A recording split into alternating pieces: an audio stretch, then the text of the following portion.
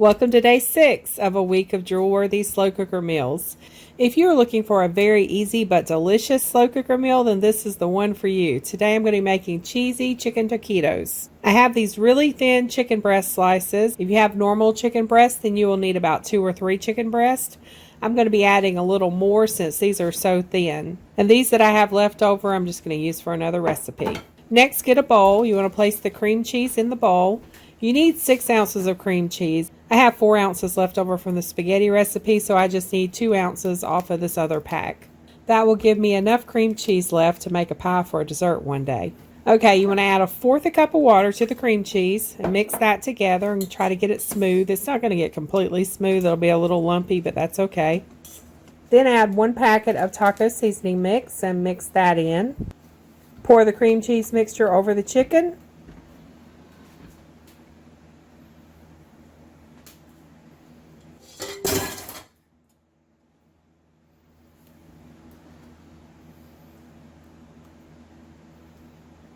And then you can cook this on low for 6 to 8 hours, or you can cook it on high for 4 to 6 hours. But when I'm cooking chicken breast, I typically cook those on low because chicken breasts will dry out quickly. So I'm going to be back this evening, so I'll see y'all this evening.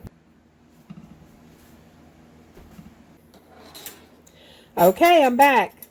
Now I'm going to take 2 forks and shred the chicken, and this stuff smells delicious. I know that I say that about every crock pot meal. It's like they're an air freshener for the house because they just make the whole house smell so good.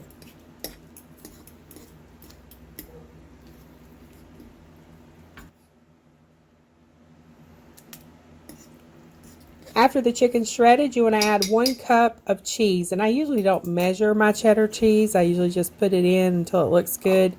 But I'll measure it for the video. You want to place the lid on and let the cheese melt. And at this point, this is a low-carb meal. There is not anything in here that would be considered carb because you've got chicken, taco seasoning, water, and cream cheese and cheddar cheese. So if you want to use some sort of low-carb wrap, you can make this into a keto-friendly meal easily. Okay, so you can go ahead and heat up some tortillas while you're waiting on the cheese to melt. And then you can add the filling and roll them up and serve. Or after the cheese is melted, you can add the filling to the tortillas. You want to make sure you roll the tortillas tightly. I did not say that previously. You want to spread some melted butter over the tortillas.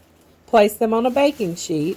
You want to make sure the seam side is down. Bake them on 425 degrees for about 6 to 10 minutes until the edges start to turn golden brown. Since there's only 2 of us eating this, I'm just heating my tortillas on the stove top.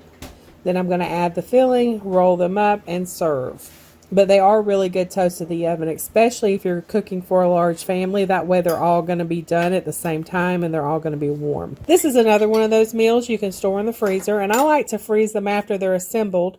And that way I can just remove them from the freezer and put them in my air fryer to heat them up. And if you don't have an air fryer and you have a microwave, you can heat them up in the microwave too. But these are delicious and they're simple to make. Don't forget to subscribe, like, and comment on each video in this series to be entered into the 3,000 subscribers giveaway. If you want more information on that, go back to the introduction video on this slow cooker series. It has all the giveaway information in that video. Tomorrow will be day 7 and our last slow cooker meal in this series. It's going to be garlic parmesan chicken. So check back tomorrow for that one. Thanks so much for watching, and y'all have a very blessed day.